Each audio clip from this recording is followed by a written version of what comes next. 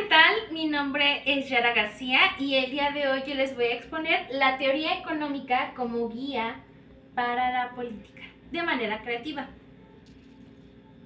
Primero que nada, tenemos que saber qué es. La economía obviamente se centra en el estudio justamente que es el proceso económico de la sociedad, o sea, la forma en que los seres humanos organizan la producción, la distribución, el intercambio y el consumo de bienes.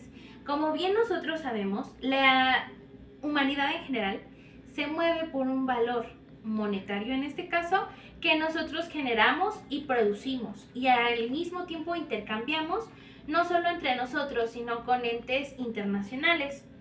Es decir, continuó, que estudia las relaciones sociales que los hombres establecen entre sí para producir la diversidad de bienes requeridos para satisfacer sus necesidades.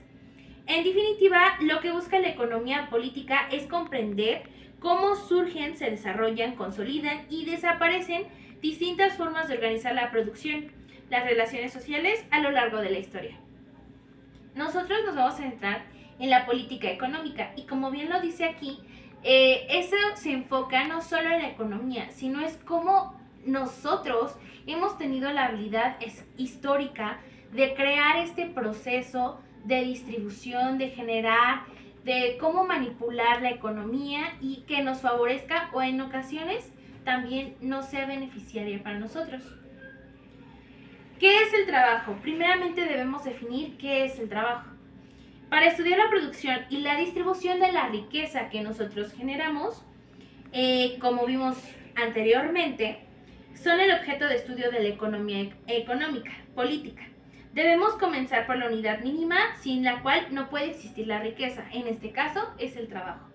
Cualquier acto de trabajo comienza con una necesidad, o mejor dicho, es motivado por una necesidad. Nosotros para generar una riqueza o incluso un sueldo necesitamos tener un trabajo.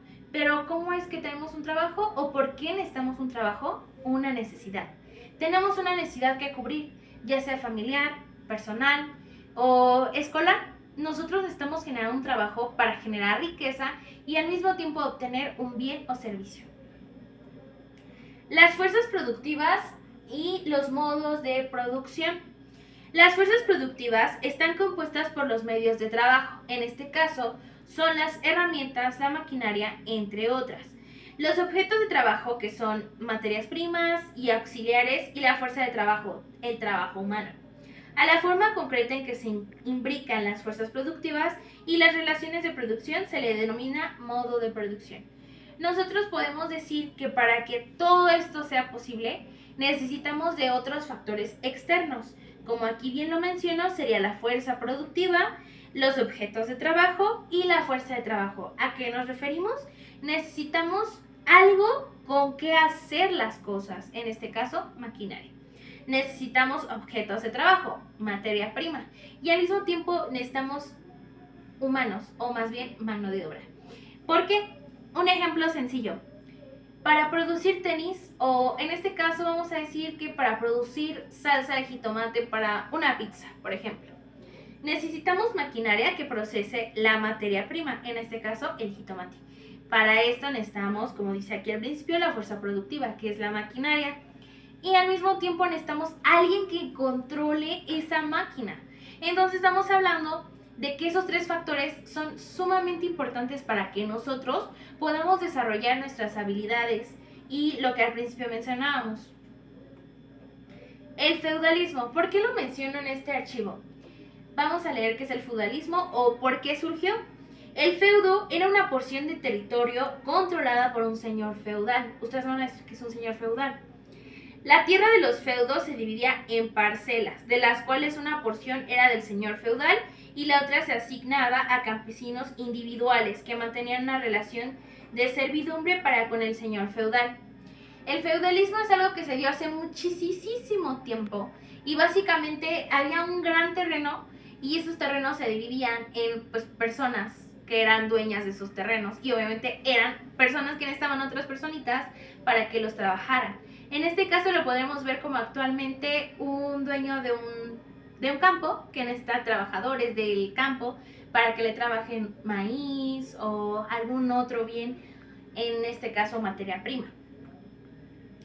¿Cómo funciona el capitalismo?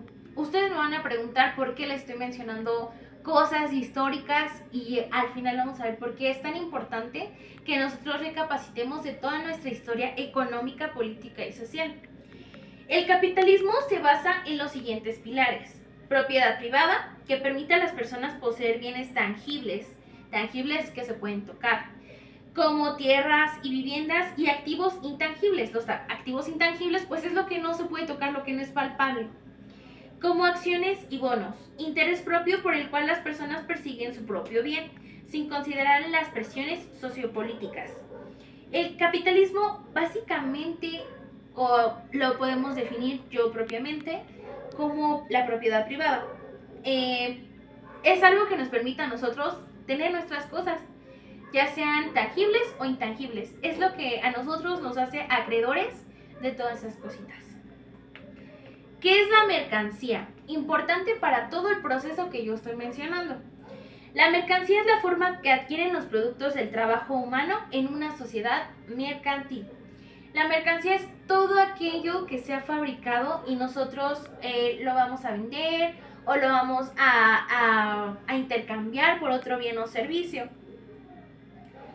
El valor de cambio de las mercancías implica que se intercambien por otras mercancías o por dinero, que como veremos originalmente también era una mercancía. Tomemos un ejemplo.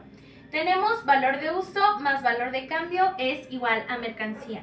Aquí hay un ejemplo un poquito más claro que nos habla de 2 litros de leche es igual a 3 paquetes de pañuelos, que es igual a 3 sedes vírgenes, o sea, vírgenes que no tienen absolutamente nada. Es igual a 35 pesos. Yo adquiero estos bienes y estos bienes van a generar un valor monetario. Es por eso que si tú eliges cualquier mercancía es lo que va a generarte a ti. Aquí tenemos 3 tipos de valores: valor de uso, valor de cambio y valor de trabajo. El valor de uso nos referimos a la utilidad, la capacidad de satisfacer alguna necesidad, por eso es de uso, porque va a satisfacer alguna necesidad.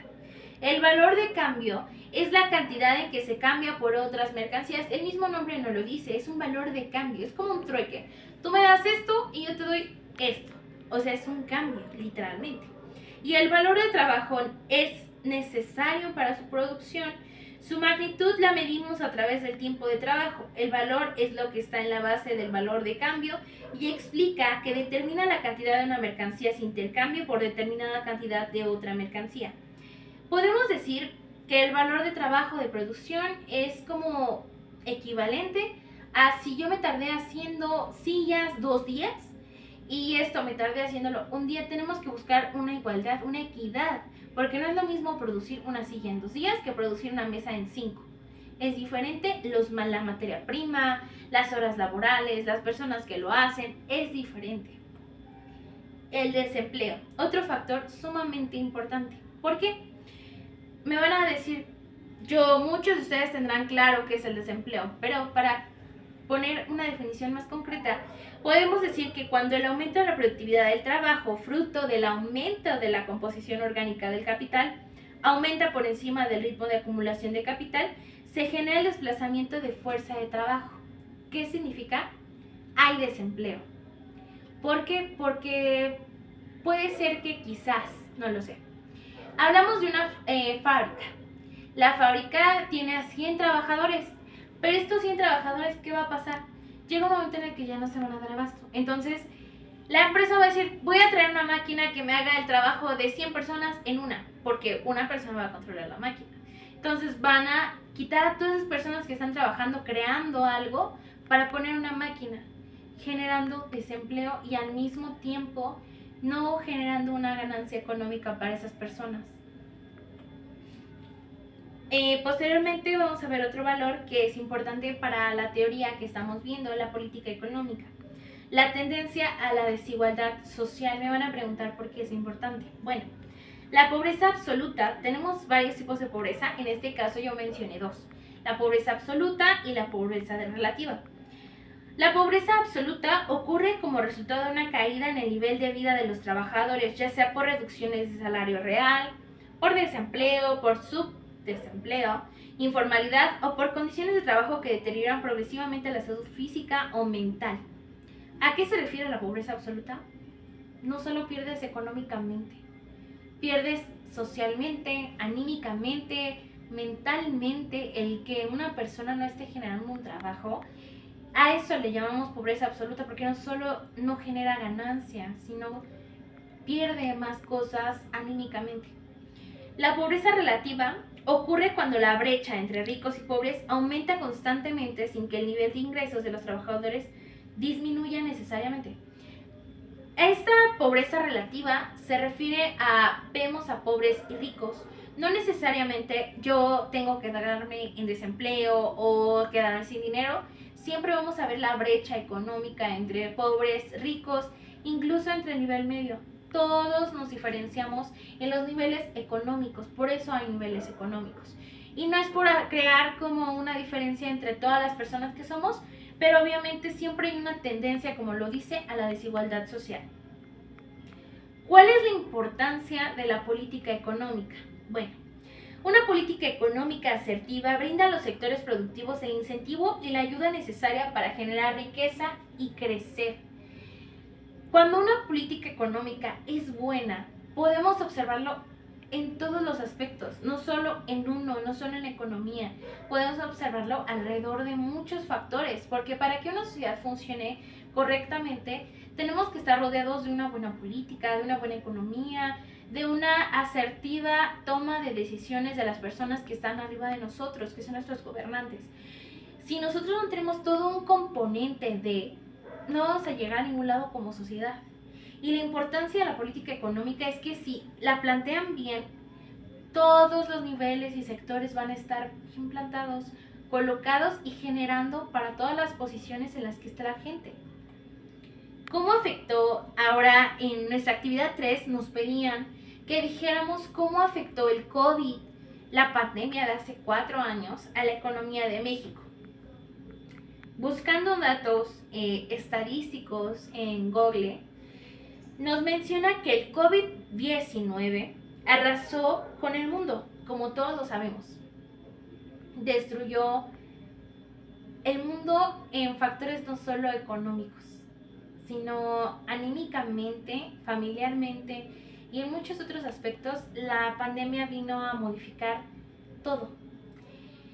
El Producto Interno Bruto PIB, centrándonos en lo que es la política económica, se contrajo más en un cuarto de siglo en 2020 aquí en México, hablando solo de México.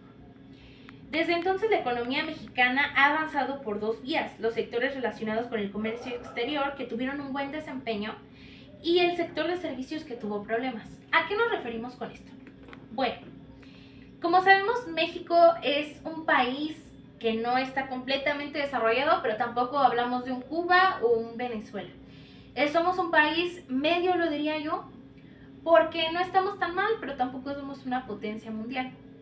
Entonces, obviamente el COVID vino a desestabilizar muchas empresas, hubo mucha gente sin empleo, hubo muchas muertes, muchas pérdidas, que nadie supo en dónde quedó tanto dinero, que nadie supo dónde estaba todo lo que ellos habían trabajado. Y hasta el día de hoy les puedo asegurar que después de 4 años nadie sabe dónde quedó. Lo que vino a hacer esta pandemia, sí, quizás ayudó a nuestro comercio exterior, pero hablando, como lo menciona bien aquí la diapositiva, el sector de servicios tuvo muchas necesidades, muchas deficiencias. En el sector médico, ¿cuántas cosas no se perdieron? Entonces son tantas cosas que tienes que analizar en el aspecto de que el COVID sí vino a traer una desestabilización muy fuerte, no solo a México, en general al mundo. Quizás a Estados Unidos le hizo cualquier cosa, un resfriado común, podríamos decirlo, pero aún así le afectó, porque nadie estaba preparado para una pandemia. ¿Cómo se recupera la economía después de la pandemia? Esa pregunta también la hicimos. La OCDE estima que México crecerá, o más bien creció, porque ya estamos en 2024, un 2.3% en 2022 y 2.6% en el año del 2023, que fue el año pasado. después de un incremento del 5.3% en 2021. La recuperación económica actual está liderada por un desempeño fuerte de los sectores manufactureros, agrícola y de servicios. ¿Qué quiere decir? Nuestro país siempre se ha caracterizado, ¿por qué? Porque es un país que genera otros bienes para otros países y servicios también. Entonces, lo que mi carrera puedo decir que es el comercio internacional, lo que nosotros hacemos es que eso sea posible.